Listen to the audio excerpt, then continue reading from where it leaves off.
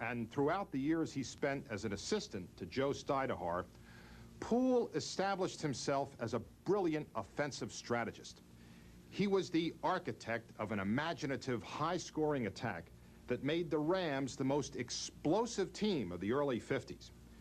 Here's a rare look at a unique individual who was defined by his creative ideas as well as his strong principles.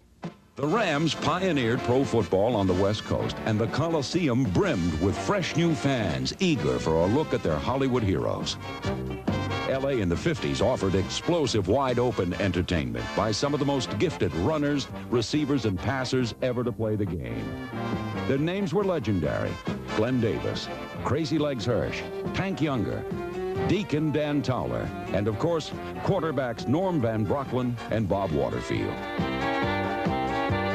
For 3 years during the fabulous 50s, the Rams were coached by an offensive wizard named Hampton. His entire career, Jack got to appear in only one Super Bowl, and he wasn't about to miss it, even though he had to play with a broken leg. Youngblood absorbed so many aches and pains that he could have become a regular cast member of General Hospital as a patient. Here's the story of a Hollywood hero in the truest sense of the word. Los Angeles in the 1970s was the wrong city and the wrong decade for a backward young man from a backwater town in Florida.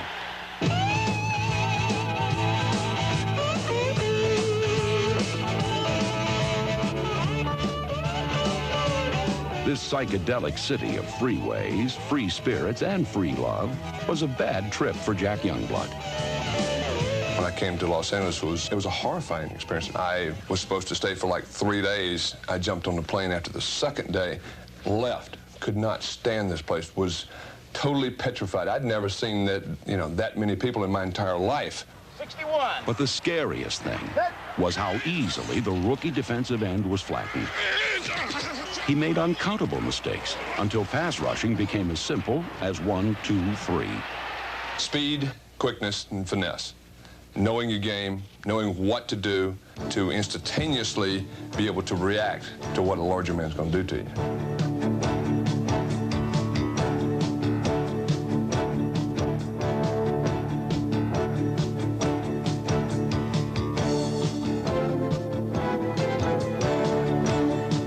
A lot of people never knew how light Jack was towards the end of a football season. If you played against Jack in December, he was down to 237 pounds. And here's a guy that played every down. We're not talking about one of these designated guys. We're talking about a guy that would stand in there and take on an offensive tackle.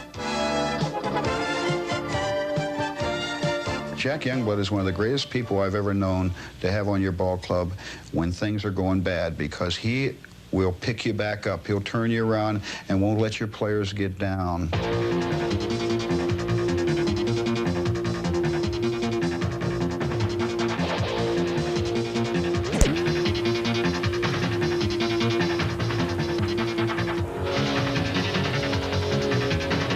Although he was a man of action, his bark was as bad as his bite. Jack talks all football game. I mean, the guy never shuts up. And he goes into this falsetto voice when he gets excited. It would break glass. Jimmy Hart was our quarterback, and it was my job to protect Jimmy. And all game long, whenever I'm blocking Jack, Jack would be going, "Jimmy, Jimmy, Jimmy, here I come, Jimmy."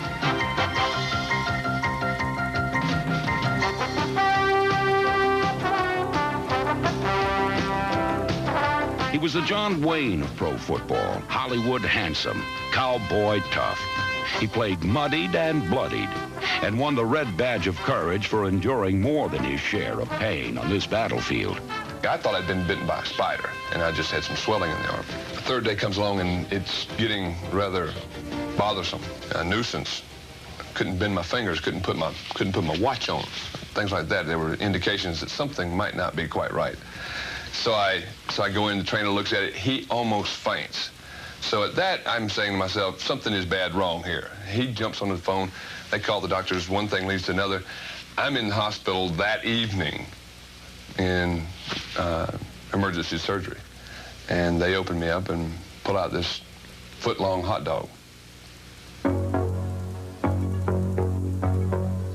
In a playoff game at Texas Stadium, Youngblood's right leg was caught in a cowboy vice and snapped. Hurt. It was swollen, and you could feel the knot. You could feel where the leg had been broken. The doctors are all looking at it, and they're feeling it, and they're going, no, no, no, no, you can't do this. I said, tape the thing up, and we'll worry about it when the game's over. Win, lose, or draw, then that's the time to worry about it. You can't worry about it now. I can still walk on it and still run. Tape it up, give me 2 more aspirin, and let's go play.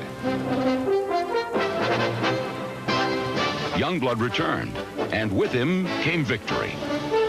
The next week, number 85 was knocked down, but it was the Buccaneers who were knocked out of the NFC Championship. He played his 3rd game on a broken leg in the Super Bowl. It was my responsibility to be an inspirational player, play by example. Even in defeat, he played with the style that made him a star and the toughness that made him a hero. I don't consider myself tough. I consider myself a nut sometimes for some of the things I did. If I could have done anything any different, it would be that I would still be able to play. I loved it. It was so thrilling that I didn't want to miss 1 minute of it. I hope you'll agree with this critic that the Rams have long been a team that deserves a thumbs up. Like an enduring movie classic, the Rams stay in memory because of a unique cast of characters.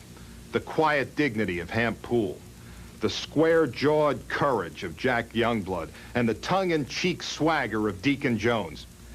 These men have helped provide the Rams with a tradition that is as rich and